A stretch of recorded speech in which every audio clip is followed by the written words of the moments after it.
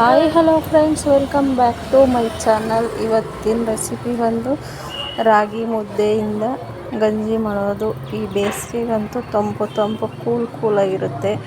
ಅದಕ್ಕೆ ಬೇಕಾಗಿರೋದು ರಾಗಿ ಮುದ್ದೆ. ಅಂದರೆ ನೈಟು ಎಕ್ಸ್ಟ್ರಾ ಇರೋ ಮುದ್ದೆನ ಎತ್ತಿಟ್ಟು ಅದನ್ನು ಚಿಕ್ಕದಾಗಿ ಕಟ್ ಮಾಡಿ, ಇದಕ್ಕೆ ಆಲ್ಮೋಸ್ಟ್ ಯಾರು ಕರಿಬೇವು ಹಾಕೋದಿಲ್ಲ. ನಾನು ಕರಿಬೇವು ಹಾಕ್ತಾಯಿದ್ದೀನಿ. ಮಕ್ಕಳು ತಿನ್ನೋದಿಲ್ವಲ್ಲ, ಅದಕ್ಕೆ ಈ ಥರ ಆದರೆ ತಿಂತಾರೆ. ಇದಂತೂ ಬೇಸಿಗೆನಲ್ಲಿ ಮಾಡಿಸ್ತಂಥ ರೆಸಿಪಿ. ಮಕ್ಕಳು ಕೆಲವೊಬ್ಬರು ತಿನ್ನೋದಿಲ್ಲ, ರಾಗಿ ಮುದ್ದೆ ತಿನ್ನೋಲ್ಲ. ರಾಗಿದು ರೆಸಿಪಿಗಳೇನಾದರೂ ಮಾಡಿದ್ರೆ ತಿನ್ನೋದಿಲ್ಲ. ಅದಕ್ಕೆ ನಾನು ಈ ಥರ ನೈಟ್ ಹೊತ್ತು ಎಕ್ಸ್ಟ್ರಾ ಮುದ್ದೆ ಮಾಡಿಬಿಟ್ಟು ಇಡ್ತೀನಿ. ಇದನ್ನು ಅದಕ್ಕೋಸ್ಕರನೇ ಮಾಡ್ತಾಯಿದ್ದೀನಿ. ಇದು ನನ್ನ ಮಕ್ಕಳಿಗೆ ತುಂಬ ಇಷ್ಟ. ಇದು ಮಾಡಿದಾಗ ಎಲ್ಲರೂ ಜಗಳಾಡ್ತಾರೆ ಇಬ್ಬರು, ನನಗೆ ಜಾಸ್ತಿ ಬೇಕು ಅಂತ. ಅದಕ್ಕೆ ಸ್ವಲ್ಪ ಕಟ್ ಮಾಡಿರೋದು ನೈಟ್ ಹೆಚ್ಚಾಗಿರೋಂಥ ಮುದ್ದೆ, ಸ್ವಲ್ಪ ಕರಿಬೇವು. ಇದರಲ್ಲಿ ಏನು ಸ್ಪೆಷಲ್ ಅಂತಂದರೆ ಯಾರೋ ಕರಿಬೇವು ಹಾಕಲ್ಲ, ನಾನು ಕರಿಬೇವು ಹಾಕ್ತೀನಿ ಗ್ರೈಂಡ್ ಮಾಡೋದಕ್ಕೆ. ಮಕ್ಕಳು ಊಟದ ಜೊತೆ ತಿನ್ನಲ್ಲ, ಅಟ್ಲೀಸ್ಟ್ ಇದರಲ್ಲಾದ್ರೂ ತಿನ್ನಲಿ ಅಂತ. ಸ್ವಲ್ಪ ಮೊಸರು, ಸ್ವಲ್ಪ ವಾಟರ್ ಹಾಕ್ಬಿಟ್ಟು, ಸ್ವಲ್ಪ ನೀರು ಎಷ್ಟು ಬೇಕೋ ಅಷ್ಟು ವಾಟ್ರ್ ಹಾಕಿ, ಅದಕ್ಕೆ ತಕ್ಕನಾಗಿ ಉಪ್ಪು ಹಾಕ್ಬಿಟ್ಟು ಗ್ರೈಂಡ್ ಮಾಡ್ತೀನಿ. ಮೇಯ್ನಾಗಿ ಮಕ್ಕಳು ರಾಗಿ ತಿನ್ನಬೇಕು ಫ್ರೆಂಡ್ಸ್. ರಾಗಿನಲ್ಲಿ ಮಾಡಿರ್ತಕ್ಕಂಥದ್ದು ಮುದ್ದೆ ತಿನ್ನಬೇಕು. ಇವಾಗ ಆಲ್ಮೋಸ್ಟ್ ಯಾರೂ ಮುದ್ದೆ ತಿನ್ನೋದಿಲ್ಲ. ಅದೇ ಹಿಂದೆ ಹೇಳ್ತಾರಲ್ಲ ನಮ್ಮ ಹಿರಿಯರು, ಇಟ್ಟಂ ತಿಂದಂ ಬೆಟ್ಟಂ ಕಿತ್ತಿಟ್ಟಂ ಅಂತ. ಮುದ್ದೆ ತಿಂದರೆ ಎಲ್ಲ ಶಕ್ತಿ ಬರುತ್ತೆ ಅಂತ. ಹಾಗಾಗಿ ಈ ಬೇಸಿಗೆನಲ್ಲಂತೂ ತಂಪು ಜಾಸ್ತಿ ಇದರಿಂದ ಸ್ವಲ್ಪ ವೆಯ್ಟ್ ಲಾಸ್ ಕೂಡ ಆಗುತ್ತೆ.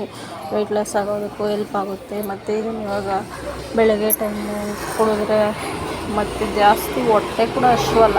ಯಾಕಂದರೆ ಇದರಲ್ಲಿ ಮುದ್ದೆ ಮಜ್ಜಿಗೆ ಎಲ್ಲ ಹಾಕಿರ್ತೀನಲ್ಲ. ಇದಕ್ಕೆ ಇದು ನನ್ನ ಚಿಕ್ಕ ಮಗನಿಗೆ, ಅವನಿಗೆ ಸ್ವಲ್ಪ ಖಾರ, ಈರುಳ್ಳಿ ಅದೆಲ್ಲ ಏನು ತಿನ್ನಲ್ಲ. ಅದಕ್ಕೆ ಅವನಿಗೆ ಸಪ್ರೇಟು.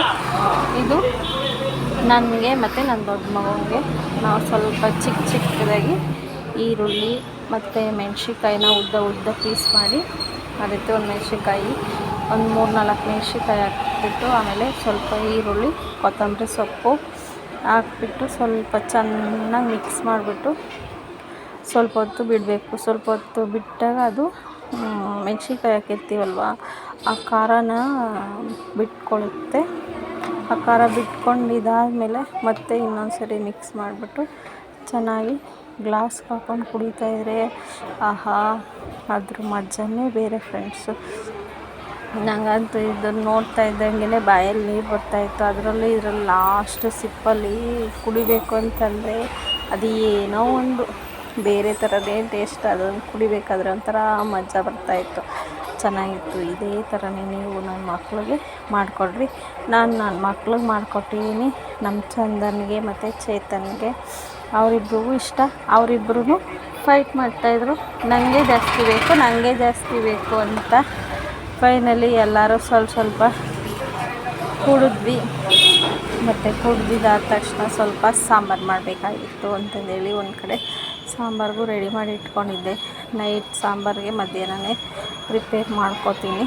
ಹಾಗಾಗಿ ಈಗ ಇದನ್ನು ಸರ್ವ್ ಮಾಡಿಕೊಂಡು ಕುಡಿತೀವಿ, ಎಂಜಾಯ್ ಮಾಡ್ತೀವಿ.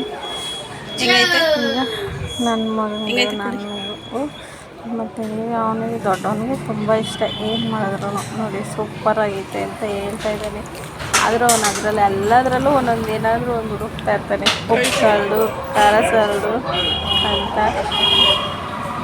ಹಾಗೆ ಎಲ್ಲರೂ ಕುಡಿದು ಚೆನ್ನಾಗಿ ಈ ಮುದ್ದೆ ಗಂಜಿನ ಬೇಸಿಗೆನಲ್ಲಿ ಎಂಜಾಯ್ ಮಾಡಿದ್ವಿ. ನೀವು ಈ ರೀತಿ ರಾತ್ರಿ ಉಳಿದಿರೋ ಮುದ್ದೆ ಇದ್ದರೆ ಬಿಸಾಕಬೇಡ್ರಿ.